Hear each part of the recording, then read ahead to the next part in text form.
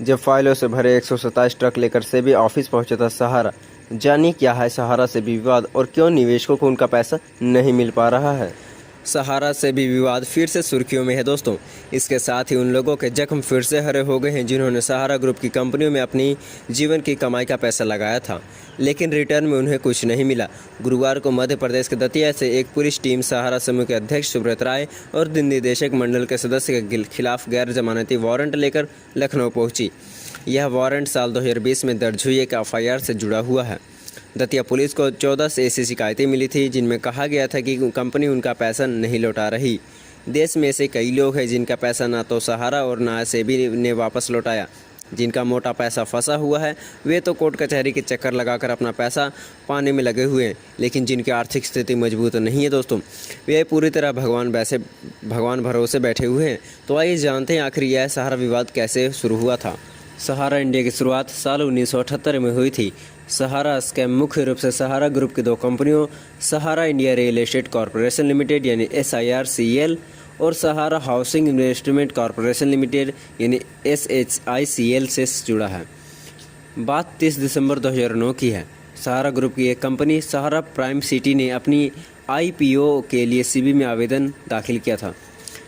DRHP में company से जुड़ी सारी अहम जानकारी होती है। जब सेबी ने इस DRPH का अध्ययन किया तो सेबी को सहारा ग्रुप की दो कंपनियों की पैसा जुटाने की प्रक्रिया में कुछ गलतियाँ दिखी। ये दोनों कंपनियां SHICL और SIRECL ही थीं। OFCD के जरिए निवेशकों से जुटाए 24,000 करोड़ रुपए। इसी दौरान 25 दिसंबर 2009 और 4 जनवरी 2010 को सेबी को 2 शिकायतें मिली। इनमें कहा गया कि सहारा की कंपनियां वैकल्पिक पूर्ण परिवर्तनीय डिबेंचर यानी OFCDs जारी कर रही है और गलत तरीके से धन जुटा रही है। इन शिकायतों से सेबी को शंका सही साबित हुई। इसके बाद सेबी ने इन दोनों कंपनियों की जांच शुरू कर दी। सेबी ने पाया कि SIRECL और SHICL ने OFCD के जरिए 2 से 2.5 करोड़ निवेशकों से करीब 24,000 करोड़ रुपए जुटाए हैं। सेबी ने सहारा की इन दोनों कंपनियों को पैसा जुटाना बंद करने का आदेश दिया और कहा कि निवेशकों को 15% ब्याज के साथ उनका पैसा लौटाए। फिर शुरू हुआ अदालती कार्रवाई का दौर। इसके बाद अदालती कार्रवाई का दौर शुरू हो गया। मामला इलाहाबाद हाई कोर्ट से होता हुआ सुप्रीम कोर्ट पहुंच गया।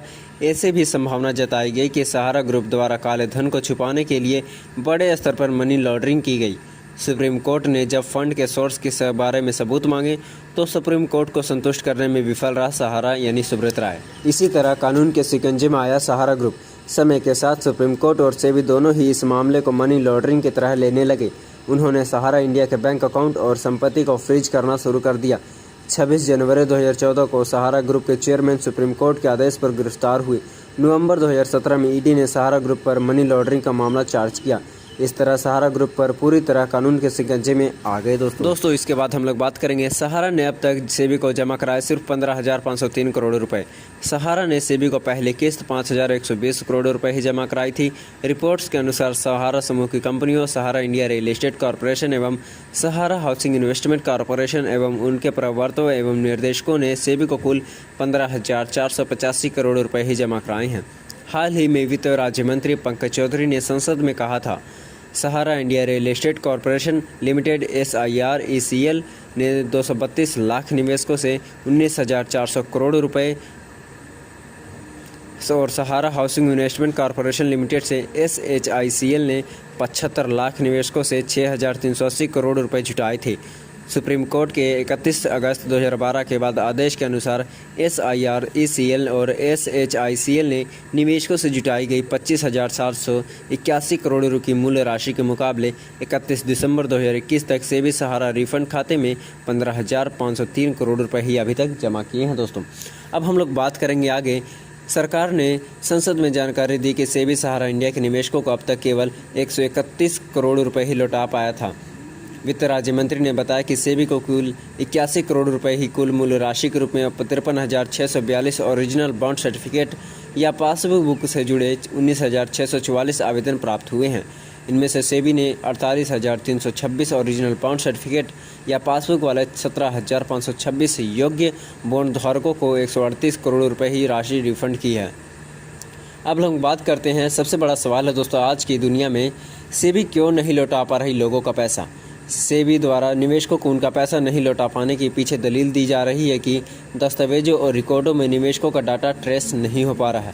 सरकार द्वारा बताया गया कि सेबी के पास रिफंड के लिए आई कई आवेदन या तो SHICL और SIRECL द्वारा उपलब्ध कराए गए दस्तावेजों और डाटा में रिकॉर्ड ट्रेस नहीं हो पाने के कारण अथवा सेबी द्वारा पूछे गए प्रश्नों को लेकर बॉन्डधारकों से कोई प्रतिक्रिया प्राप्त नहीं होने के कारण बंद कर दिए गए। वहीं जिन लोगों का पैसा SIRECL और SHICL में कन्वर्जन कराकर सहारा क्यूशॉप या सहारा के अन्य क्रेडिट को ऑपरेटिव सोसाइटी में उलझा दिया गया, उनकी मुश्किलें और भी ज़्यादा हैं। अब देखना यह है कि सरकार निवेशकों के हित में कोई ठोस कदम उठा पाती है या नहीं।